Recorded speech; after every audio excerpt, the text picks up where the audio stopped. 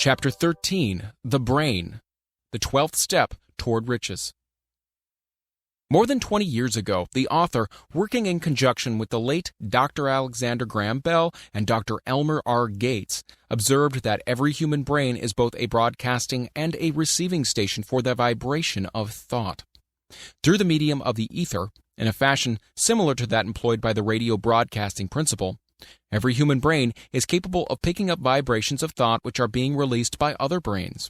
In connection with the statement in the preceding paragraph, compare and consider the description of the creative imagination, as outlined in the chapter on imagination. The creative imagination is the receiving set of the brain, which receives thoughts released by the brains of others. It is the agency of communication between one's conscious or reasoning mind and the four sources from which one may receive thought stimuli. When stimulated or stepped up to a high rate of vibration, the mind becomes more receptive to the vibration of thought which reaches it through the ether from outside sources. This stepping up process takes place through the positive or negative emotions. Through the emotions, the vibrations of thought may be increased. Vibrations of an exceedingly high rate are the only vibrations picked up and carried by the ether from one brain to another. Thought is energy traveling at an exceedingly high rate of vibration. Thought, which has been modified or stepped up by any of the major emotions, vibrates at a much higher rate than ordinary thought. And it is this type of thought which passes from one brain to another through the broadcasting machinery of the human brain. The emotion of sex stands at the head of human emotions as far as intensity and driving force are concerned. The brain which has been stimulated by the emotion of sex vibrates at a much more rapid rate than it does when that emotion is quiescent or absent. The result of sex transmutation is the increase of the rate of vibration of thoughts to such a pitch that the creative imagination becomes highly receptive to ideas which it picks up from the ether. On the other hand, when the brain is vibrating at a rapid rate, it not only attracts thoughts and ideas released by other brains through the medium of the ether, but it gives to one's own thoughts that feeling, which is essential before those thoughts will be picked up and acted upon by one's subconscious mind. Thus you'll see that the broadcasting principle is the factor through which you mix feeling or emotion with your thoughts and pass them on to your subconscious mind. The subconscious mind is the sending station of the brain, through which vibrations of thought are broadcast.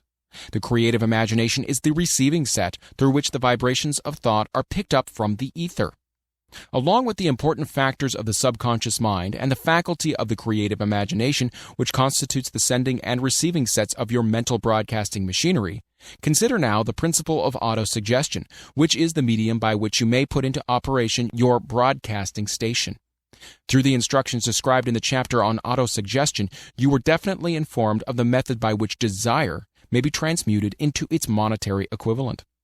Operation of your mental broadcasting station is a comparatively simple procedure. You have but three principles to bear in mind and to apply when you wish to use your broadcasting station: the subconscious mind, creative imagination, and autosuggestion. The stimuli through which you put these three principles into action have been described. The procedure begins with desire. The greatest forces are intangible. The Depression brought the world to the very borderline of understanding the forces which are intangible and unseen. Through the ages which have passed, man has depended too much upon his physical senses, and has limited his knowledge to physical things which he could see, touch, weigh, and measure. We are now entering the most marvelous of all ages, an age which will teach us something of the intangible forces of the world about us. Perhaps we shall learn as we pass through this age that the other self is more powerful than the physical self we see when we look into a mirror. Sometimes men speak lightly of the intangibles, the things that they cannot perceive through any of their five senses, and when we hear them, it should remind us that all of us are controlled by forces which are unseen and intangible. The whole of mankind has not the power to cope with nor to control the intangible force wrapped up in the rolling waves of the oceans. Man has not the capacity to understand the intangible force of gravity which keeps his little earth suspended into mid-air and keeps man from falling from it, much less the power to control that force. Man is entirely subservient to the intangible force which comes with a thunderstorm, and he is just as helpless in the presence of the intangible force of electricity. Nay, he does not even know what electricity is, where it comes from, or what its purpose is. Nor is this by any means the end of man's ignorance in connection with things unseen and intangible. He does not understand the intangible force and intelligence wrapped up in the soil of the earth, the force which provides him with every morsel of food he eats, every article of clothing he wears, and every dollar he carries in his pockets. The dramatic story of the brain. Last but not least, man, with all of his boasted culture and education, understands little or nothing of the intangible force, the greatest of all the intangibles, of thought. He knows but little concerning the physical brain and its vast network of intricate machinery through which the power of thought is translated into its material equivalent. But he is now entering an age which shall yield enlightenment on the subject. Already men of science have begun to turn their attention to the study of this stupendous thing called a brain, and while they are still in the kindergarten stage of their studies, they have uncovered enough knowledge to know that the central switchboard of the human brain, the number of lines which connect the brain cells one with the other, equal the figure 1, followed by 15 million ciphers. "The figure is so stupendous," said Dr. C. Judson Herrick of the University of Chicago, "that astronomical figures dealing with hundreds of millions of light years become insignificant by comparison." It has been determined that there are 10 billion to 14 billion nerve cells in the human cerebral cortex, and we know that these are arranged in definite patterns. These arrangements are not haphazard, they are orderly. Recently developed methods of electrophysiology draw off action currents from very precisely located cells or fibers with microelectrodes, amplify them with radio tubes, and record potential differences to the millionth of a volt. It is inconceivable that such a network of intricate machinery should be in existence for the sole purpose of carrying on the physical functions incidental to growth and maintenance of the physical body. Is it not likely that the same system which gives billions of brain cells the media of communication one with another provides also the means of communication with other intangible forces? After this book had been written, just before the manuscript went to the publisher, there appeared in the New York Times an editorial showing that at least one great university and one intelligent investigator in the field of mental phenomena are carrying out an organized research through which conclusions have been reached that parallel many of these described in this and the following chapter. The editorial briefly analyzed the work carried on by Dr. Rind and his associates at Duke University, viz., what is telepathy?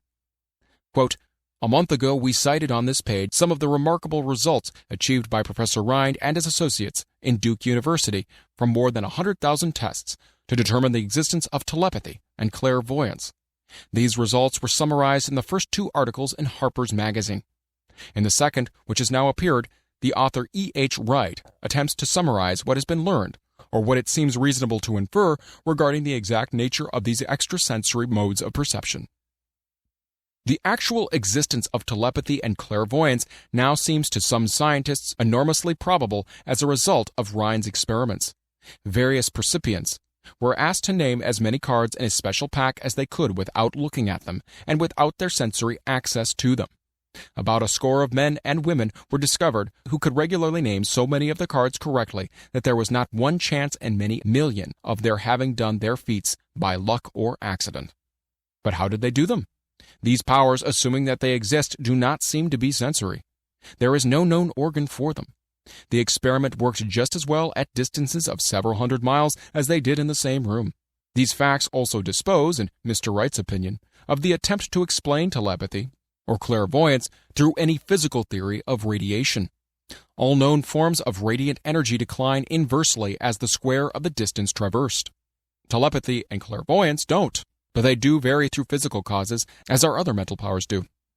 Contrary to widespread opinion, they do not improve when the percipient is asleep or half asleep, but, on the contrary, when he is most wide awake and alert.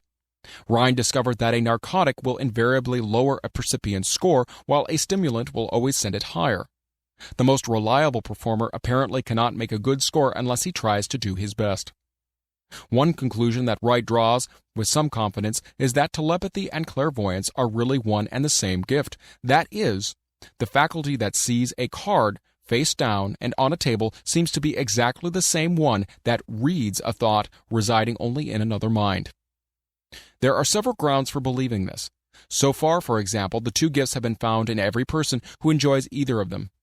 In every one so far, the 2 have been of equal vigor, almost exactly. Screens, walls, distances have no effect at all on either. One conclusion that Wright draws with some confidence is that telepathy and clairvoyance are really one and the same gift. That is, the faculty that sees a card face down on a table seems to be exactly the same one that reads a thought, residing only in another mind. There are several grounds for believing this. So far, for example, the two gifts have been found in every person who enjoys either of them. In everyone so far, the two have been of equal vigor, almost exactly. Screens, walls, distances have no effect at all on either. Wright advances from this conclusion to express that he puts forward as no more than the mere hunch that other extrasensory experiences, such as prophetic dreams, premonitions of disaster, and the like, may also prove to be part of the same faculty. The reader is not asked to accept any of these conclusions unless he finds it necessary, but the evidence that Rhine has piled up must remain impressive. In view of Dr. Rhine's announcement in connection with the conditions under which the mind responds to what he terms extrasensory modes of perception, I now feel privileged to add to this testimony by stating that my associates and I have discovered what we believe to be the ideal conditions under which the mind can be stimulated so that the sixth sense described in the next chapter can be made to function in a practical way. The conditions to which I refer consist of a close working alliance between myself and two members of my staff.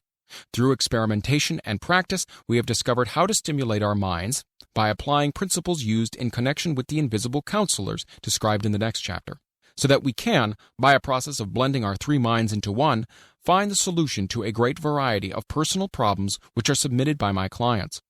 The procedure is very simple.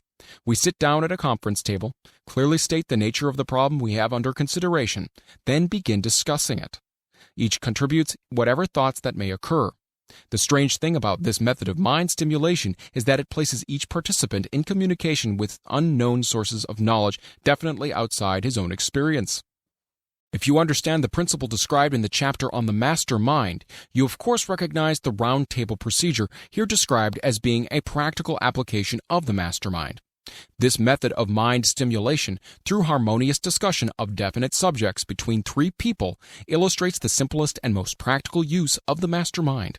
By adopting and following a similar plan, any student of this philosophy may come into possession of the famous Carnegie formula briefly described in the introduction. If it means nothing to you at this time, mark this page and read it again after you have finished the last chapter. The Depression was a blessing in disguise. It reduced the whole world to a new starting point that gives everyone a new opportunity.